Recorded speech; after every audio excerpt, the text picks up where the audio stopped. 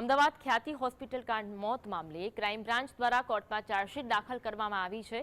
Crime બ્રાન્ચે આ કુખ્યાત પ્રકરણમાં 5670 પાનાની ચાર્જશીટ દાખલ કરી છે। ખ્યાતિ હોસ્પિટલ મોતકાંડમાં કુલ 9 આરોપીઓની ધરપકડ કરવામાં આવી છે, જે પૈકી 8 આરોપીઓ વિરુદ્ધ ચાર્જશીટ દાખલ કરાઈ। અત્યાર સુધી કુલ 105 વ્યક્તિઓની પૂછપરછ કરવામાં આવી છે। BNSS 183 મુજબ કુલ 7 સાક્ષીઓના નિવેદન પણ લેવાયા છે। 19 ઇલેક્ટ્રોનિક પુરાવા, 36 ફાઇલો અને 11 રજીસ્ટર કબજે કરવામાં આવ્યા। સમગ્ર મામલે કુલ 34 બેંક ખાતાની માહિતી મેળવાઈ હતી।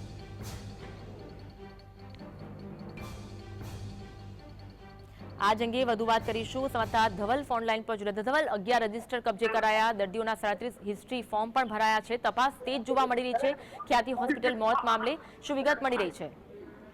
જી ચોક્કસથી એની વાત કરવામાં આવે તો જે ખ્યાતિ મલ્ટી સ્પેશિયાલિટી હોસ્પિટલમાં જે 2 દર્દીઓના મોતનો મામલો હતો તેની અંદર ક્રાઇમ બ્રાન્ચની અંદર જે ફરિયાદ છે તે ટ્રાન્સફર કરવામાં આવી છે અને ત્યારબાદ ક્રાઇમ બ્રાન્ચ દ્વારા 9 આરોપી છે તેની ધરપકડ કરવામાં આવી છે। તમામ મુદ્દે અત્યારે હાલ ક્રાઇમ બ્રાન્ચ દ્વારા જે અમદાવાદ ગ્રામ્ય કોર્ટ છે તેની અંદર 5670 પાનાની જે ચાર્જશીટ છે તે મૂકવામાં આવી છે। જે 9 આરોપીઓ છે તેની પર વિસ્તૃત માહિતી છે જે ચાર્જશીટમાં મૂકવામાં આવી છે।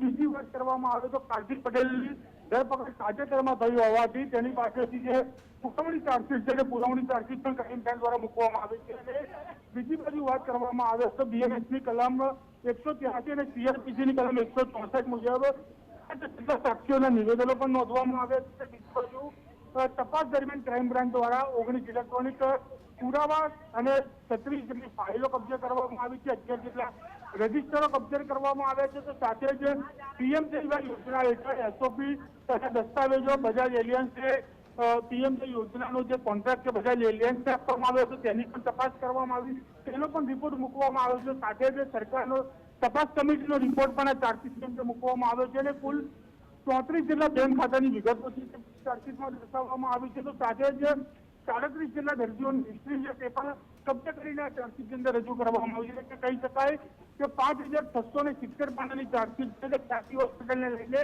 ક્રાઇમ બ્રાન્ચ દ્વારા અમદાવાદ ગ્રામ્ય કોર્ટમાં કરવામાં આવી છે। આભાર ધવલ, માહિતી આપવા માટે।